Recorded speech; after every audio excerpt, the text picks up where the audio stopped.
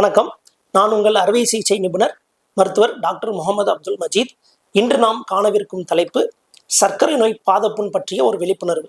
பொதுவாக சர்க்கரை நோய் பாதப்புண் வர்றதுக்கு முன்னாடி என்ன அறிகுறிகள் இருக்கு? Pre ulcerative warning signs and symptoms அப்படின்னு சொல்லுவோம். அது என்னன்னு பார்த்தீங்கன்னா, காலில் மதமதப்பு இருந்துச்சுன்னா, இல்லை காலில் ரொம்ப நாளாக வலி இருந்தாலோ, இல்லை காலில் காய்ப்பு, பாதத்தில் காய்ப்பு இருந்தாலோ.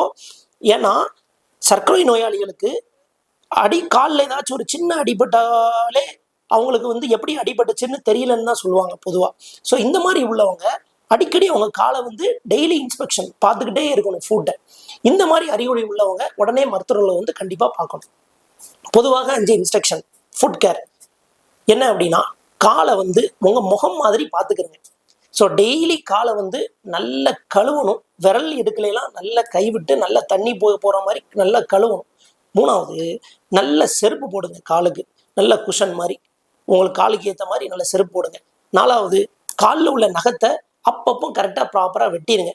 5வது, சுகர் கண்ட்ரோல். இது எல்லாம் சேர்ந்து பண்ணும்போது என்ன ஆகும்னா, வருங்காலத்தில் வரக்கூடிய சர்க்கரை நோய் பாதப்புண்ணிலிருந்து நம்மளால் விடுபட முடியும். நன்றி, வணக்கம்.